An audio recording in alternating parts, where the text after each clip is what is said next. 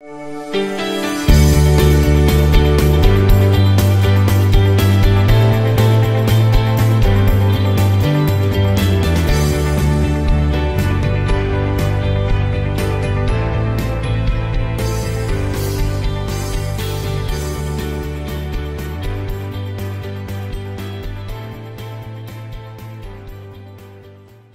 et shalom mes chers bien-aimés, ici votre humble serviteur Jumarley Kambi, pasteur au centre évangélique Complétide. C'est une joie et un plaisir de vous retrouver encore de partout où vous nous suivez, de partout où vous êtes connectés. Que la grâce, la gloire, la paix, l'amour et la puissance de notre roi et sauveur Jésus-Christ soient votre partage et demeure également dans vos demeures respectives.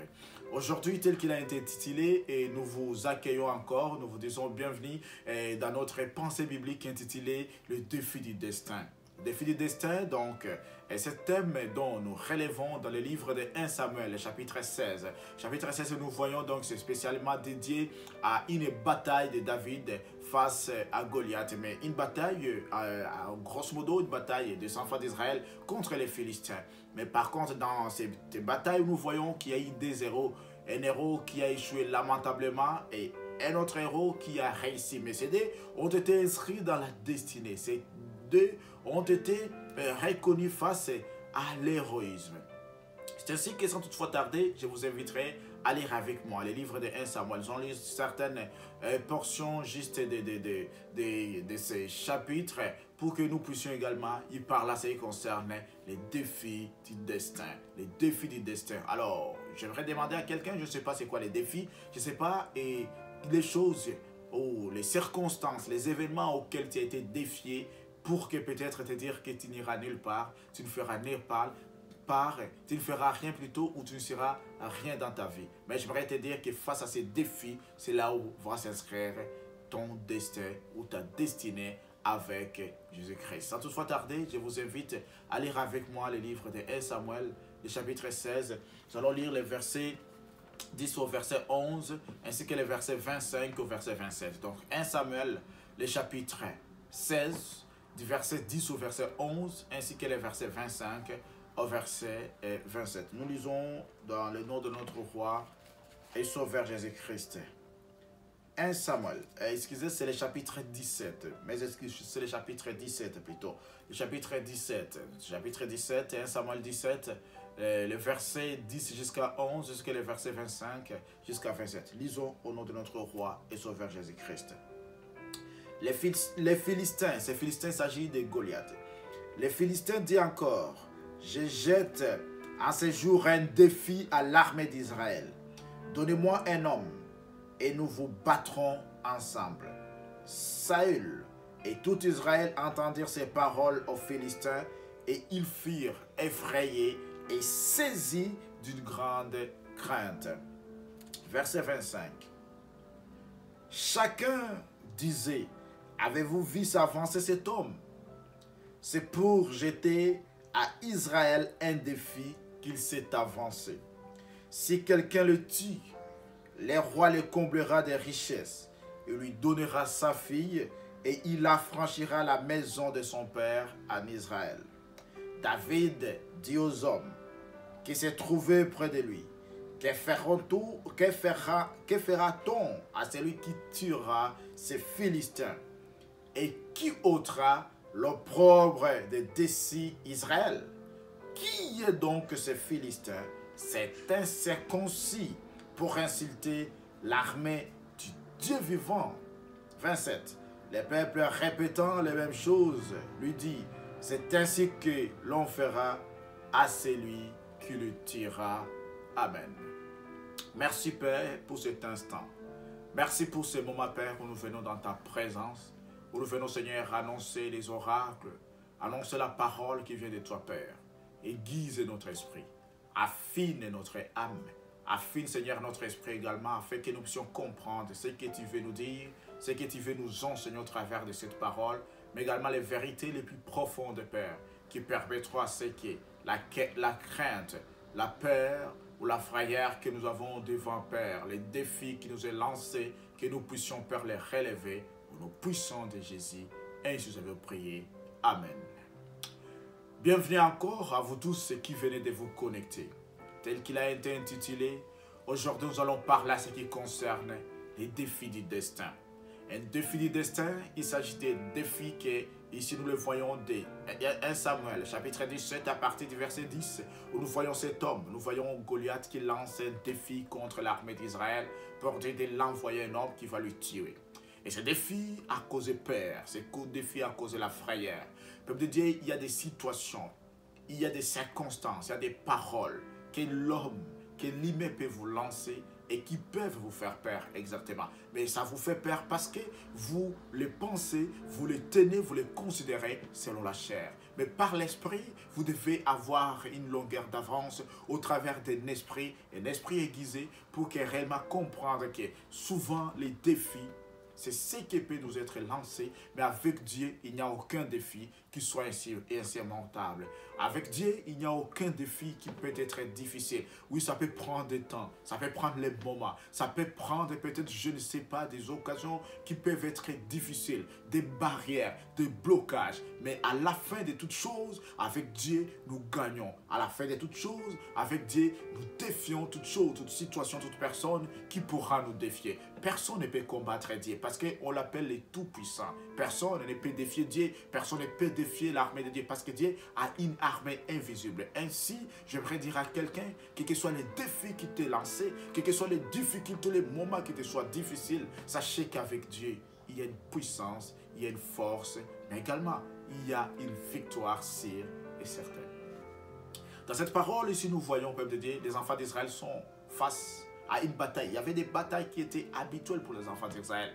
Il y avait des batailles, pourquoi? Parce que c'était une nation, peuple élu, une nation choisie par Dieu. Alors il y avait des nations qu'on appelle les païens, qu'on appelle des nations, ceux qui n'étaient pas dans l'alliance. Et les Philistins, peuple de Dieu, enviaient même la position, enviaient la puissance de l'armée d'Israël. Nous voyons dans les livres de Juges, ces Philistins ont beaucoup accablé, ont beaucoup dominé sur les enfants d'Israël. Il y avait à la fois, tantôt les enfants d'Israël les dominent, à la fois ils les dominent. Mais ici, nous voyons, peuple de Dieu, grâce à cette bataille. C'est une bataille que l'armée d'Israël trouvait peut-être normale parce qu'ils étaient accoutumés, ils étaient habitués toujours à se battre. Mais face, peuple de Dieu, à ce que nous considérons ordinaire, face à ce que nous considérons comme étant quelque chose de commun des mortels, c'est là où Dieu suscite les héros. Et face à cela, peuple de Dieu, il y a toujours un défi qui vous est lancé. Alors c'est à vous de saisir quel est le défi qui m'est lancé. C'est à vous de saisir quelle est l'occasion, l'opportunité qui m'est présentée. Est-ce que cette occasion doit être le tremplin vers ma gloire ou doit être le tombeau, peuple de Dieu, qui doit m'enterrer et enterrer toute ma destinée. Ainsi, dans cette parole, j'aimerais que nous puissions voir certaines vérités, peuple de Dieu, qui se rattachent surtout au défi. C'est une réalité qui se rattache aux défis auxquels, peuple de Dieu, nous pouvons faire face. D'abord, le défi est une réalité que nous voyons. Nous pouvons connaître les défis dans une vie normale. Nous pouvons connaître les défis dans une vie, peuple de Dieu, peut-être spirituelle, dans la société, dans la famille. Mais que ce soit la taille ou la dimension de chaque défi, il y a toujours, peuple de Dieu, une victoire qui doit être proportionnelle à cette taille. Alors, ainsi, j'aimerais parler de certaines vérités que nous devons comprendre. Certaines vérités qui se rattachent surtout à ce qui concerne le défi. La première chose à comprendre lorsque nous parlons du défi est que nous devons savoir que, peuple de Dieu, il y a un défi face à chaque destin. Face à chaque destin qui se présentera dans ta vie, face à chaque situation qui se présentera dans ta vie, peuple de Dieu, il y aura toujours un défi. Alors, c'est à vous de voir quel est le défi. Alors, lorsque nous parlons de défi, quel est le défi d'abord? Premièrement, lorsque nous parlons de défi, nous parlons, peuple de Dieu, de ce qui nous est lancé, d'une provocation pour la guerre. Ici, les enfants d'Israël sont face à un combat, face à une bataille. Et nous voyons cet incirconcis qu'on appelle Goliath, qui lance, peuple de Dieu, le défi pour dire que pour les provoquer, que ceux qui sont forts, ceux qui peuvent, peuple, m'affronter, qu'ils puissent faire. Quel est le défi qui les a lancés ici? Voyons, dans cette parole, nous allons comprendre très clairement, peuple de Dieu, qui dit que les Philistins s'adressant à partir du verset 8, si on nous dit très clairement, les Philistins s'adressa et s'arrêta et s'adressa aux troupes d'Israël rangées en base, en bataille. Il leur cria: pourquoi sortez-vous pour ranger en bataille? Ne suis-je pas les Philistins? Et n'êtes-vous pas des esclaves de Saül? choisissez un homme qui descende contre moi. S'il peut me battre et qu'il me tue, nous vous serons assujettis. Mais si je l'emporte sur lui et que je le tue, vous nous serez assujettis et vous nous servirez. Il s'agit d'un défi, peuple de Dieu, de lancer contre les enfants d'Israël pour dire que s'ils sont vaincus, s'ils sont gagnés, ils vont les servir, ils vont être leurs esclaves. Ils se croyaient forts. Pourquoi? Parce que la destruction, à partir du verset 5, on voit la manière dont il était. C'était un guerrier. Et même ça, on l'affirme, c'était un guerrier depuis sa jeunesse. La manière dont l'armure même qu'il avait, c'est l'armure croyée, peuple de Dieu. Il mettait sa confiance sur ce qui est visible. Il mettait la confiance sur ce qui est d'apparence. Mais Dieu, peuple de Dieu, il y a la victoire. La victoire de Dieu, c'est une victoire qui est invisible. C'est une victoire, peuple de Dieu, qui ne dépend pas de notre force, de nos compétences ou de nos qualités. Deuxièmement, peuple de Dieu, lorsque nous parlons le défi, il s'agit d'une action d'affronter quelqu'un. Une action qu'on pourra lancer, qu'on pourra faire pour affronter quelqu'un. Ici, l'action qu'il a lancée, c'est ce que nous venons de lire. Mais troisièmement, lorsque nous parlons de défi, nous parlons, peuple de Dieu, d'une incitation à la réalisation de quelque chose qui soit difficile, quelque chose qui soit impossible. Les a incités à leur dire que ces défis que je vous lance, je sais que vous serez incapables, je sais que vous ne pouvez pas les faire. Alors aujourd'hui, peut-être la vie te lance un défi. Mais je ne sais pas, c'est un enfant que tu attends il y a longtemps, tu dis que non, ça fait longtemps que j'attends un enfant. Le médecin ont décidé, on dit que je serai stérile, je n'aurai pas d'enfant. C'est devant ces défis que les hommes lancent. Peuple de Dieu, la Bible, qu'est-ce qu'elle dit? Qu'est-ce que la Bible dit? Recourons dans la Bible. J'aimerais m'adresser à toi qui connais un défi, toi qui n'as pas d'enfant, toi qui cherches un enfant, toi qui es désespéré. C'est une parole que je voulais libérer pour toi. Regarde Sarah. Regarde la femme de Manoah, la mère de Samson. Regarde, peuple de Dieu, Rebecca.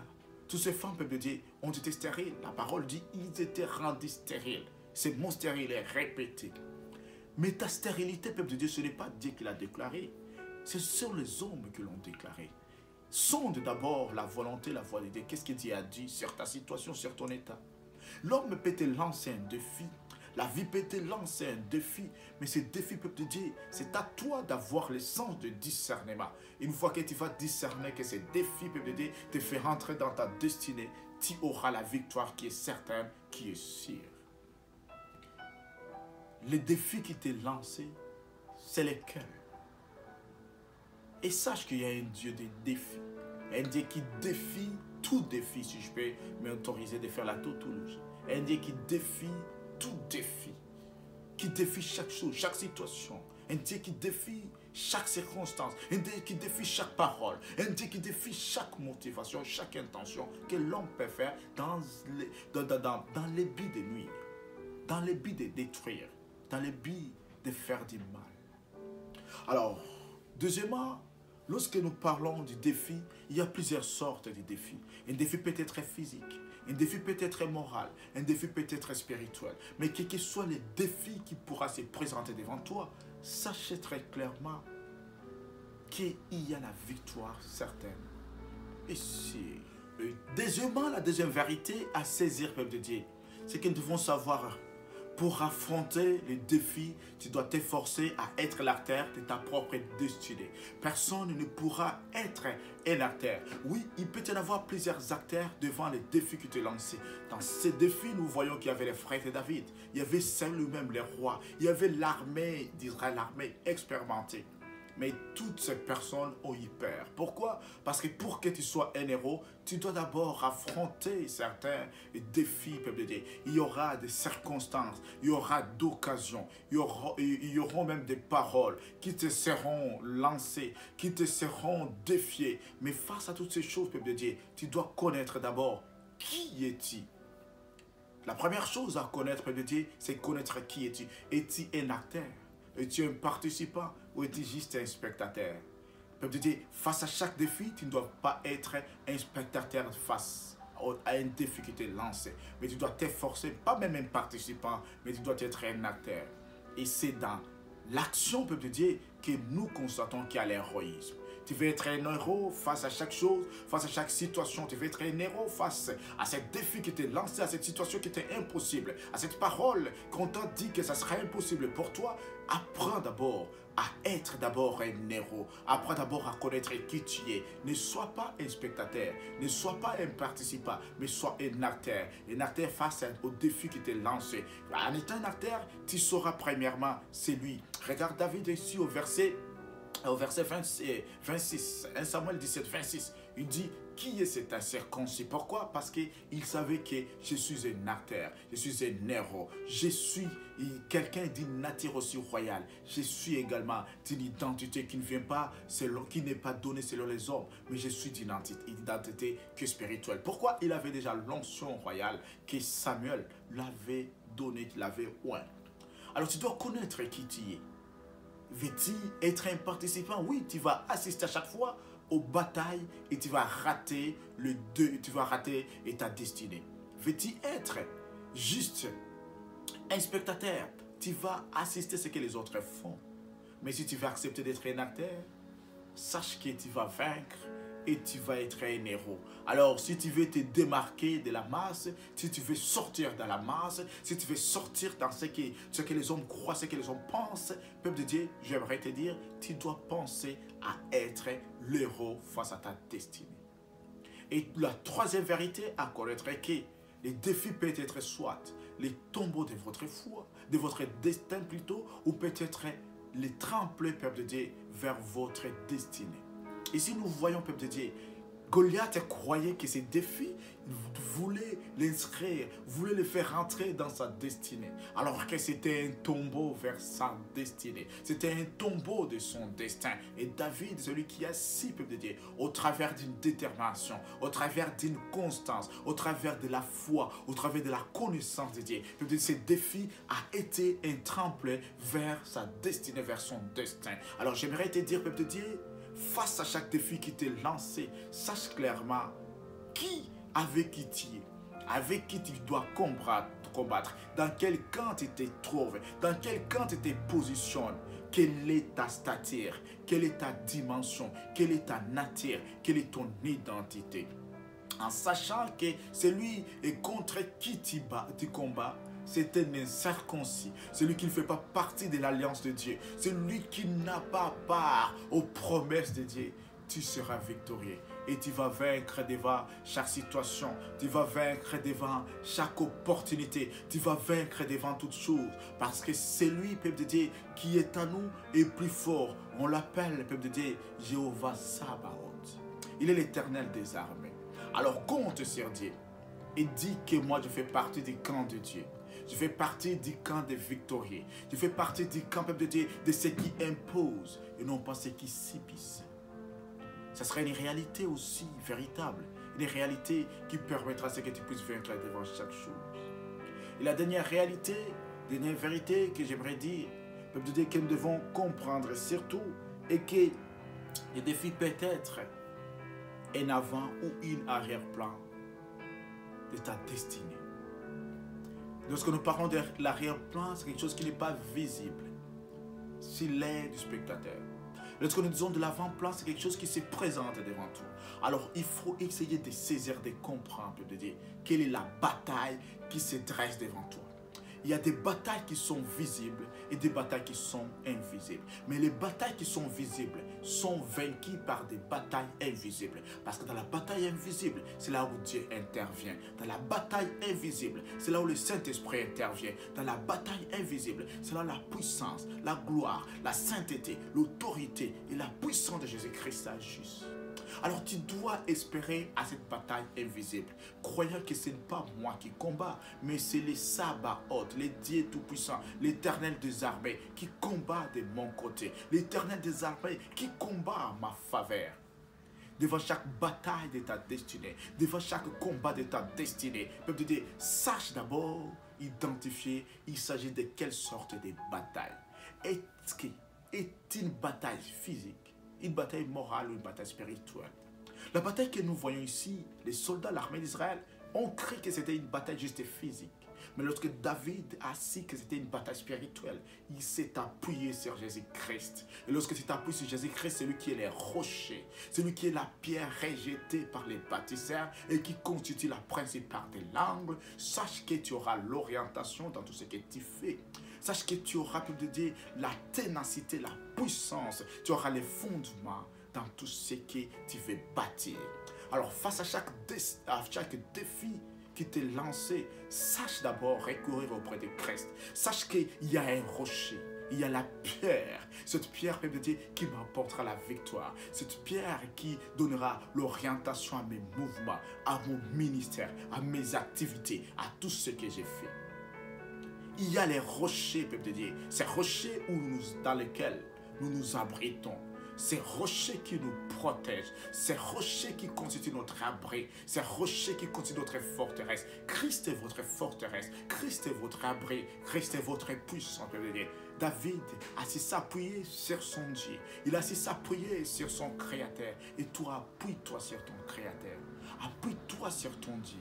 Appuie-toi, peuple de Dieu, sur sa puissance. Appuie-toi sur sa gloire, sur sa sainteté, sur sa toute puissance. Et tu seras victorieux. Alors, je ne sais pas les défis auxquels tu es confronté, les problèmes, les difficultés, les paroles, les situations, les circonstances. Tout cela, peuple de Dieu, ne sont rien devant les tout-puissants, ne sont rien devant les créateurs de toutes choses, peuple de Dieu. Sache t'appuyer sur Dieu. Ne vois pas la taille de ton adversaire. Ne vois pas la peur que les autres. Si les autres auront peur, auront la crainte, même les rois, même les dirigeants auront la crainte et la peur devant les défis. Sache que toi, tu es un héros. Sache que toi, tu fais partie du camp de Dieu. Sache que toi, tu fais partie de la race de Dieu. Sache que toi, tu fais partie de ce que Dieu a approuvé. Sache que toi, tu fais partie des enfants de Dieu. Sache que toi, tu fais partie de ceux qui ont réussi, ceux qui proclament Jésus-Christ comme Seigneur et Sauveur de leur vie.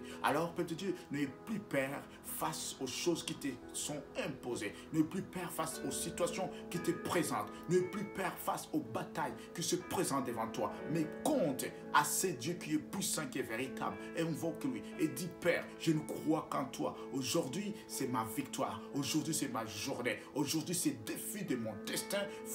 Me fera rentrer dans ma destinée. Quel est ton défi? Sache qu'il y a une destinée devant toi, une destinée positive avec Jésus-Christ. Et cette destinée, peuple de Dieu, elle est préparée exclusivement pour toi. Lorsque tu n'auras pas peur, lorsque tu n'auras pas crainte, lorsque tu ne vas pas fuir, mais lorsque tu vas invoquer le nom de l'Éternel, car le nom de l'Éternel est une tour forte. À ceux qui s'y réfugient, ils sont, peuple de Dieu, en toute sécurité. Le nom de l'Éternel est une puissance, le nom de l'Éternel est une force, est une grâce, est une gloire, mais le nom de l'Éternel est une solution à toutes choses. À ceux qui invoqueront son nom, peuple de Dieu, ils auront la victoire. Invoque-moi et je te répondrai. Devant chaque défi, devant chaque problème, il est écrit dans Jérémie 33:3, invoque Dieu, il te répondra, il t'apprendra et te révélera des choses cachées. Il est le Dieu de gloire et de grâce, de puissance et de faveur. Alors, merci à vous tous qui avez été connectés au Centre Évangile Complétite. Que la grâce, la gloire, la puissance de notre roi et sauveur Jésus-Christ demeure votre partage. À là où vous êtes, merci de nous avoir suivis. Merci d'avoir été connectés. Merci d'avoir été avec nous. Et j'aimerais juste vous dire que devant chaque bataille qui pourra se présenter devant vous, devant chaque défi qui pourra se présenter devant vous, sachez compter, c'est le nom de l'Éternel. Sachez compter sur Jésus-Christ. De là où vous êtes, de là où vous nous avez suivi, si c'est en direct ou en rediffusion, que la gloire, la grâce, la puissance de notre Dieu soit votre partage.